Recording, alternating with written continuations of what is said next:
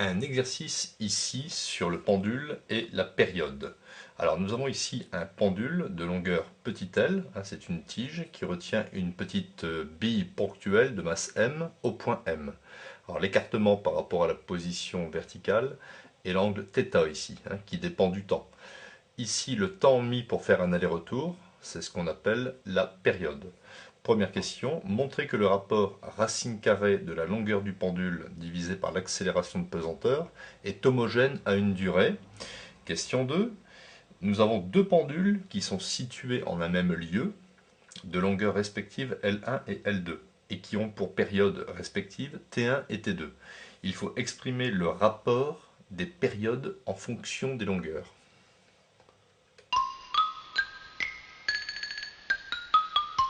Alors, première question.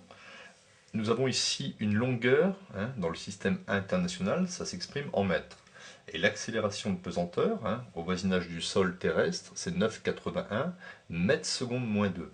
Donc je vais pouvoir ici trouver l'unité de L sur G, c'est-à-dire, alors je vais marquer comme ça, unité de L sur G, ça va me donner des mètres divisé par des mètres secondes moins 2. Je simplifie, il me reste l'inverse de seconde moins 2, ce qui me donne en fait des secondes au carré.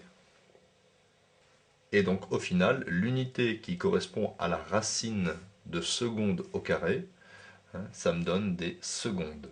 Donc vous voyez bien que l'unité de racine de L sur G correspond à des secondes.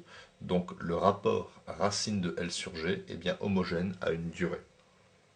Question 2. Alors de façon générale, le temps mis par la petite masse m pour faire un aller-retour, c'est la période. T est égal à 2pi racine de L sur G. Alors c'est une formule à connaître par cœur.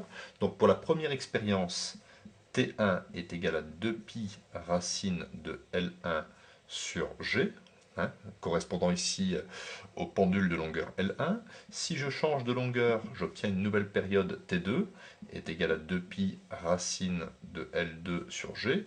Et comme nous avons ici deux expériences qui ont été réalisées dans le même lieu, quand ils disent même lieu, ça correspond en fait au lieu où la pesanteur est la même dans les deux expériences.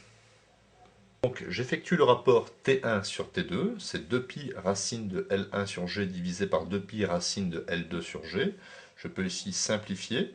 Je vais tout remettre sous la forme d'une seule racine. Donc racine de L1 ici sur G est multiplié par l'inverse, c'est-à-dire G sur L2. Je simplifie. Et l'on trouve en conclusion que le rapport des périodes T1 sur T2 est égal à racine de L1 sur L2.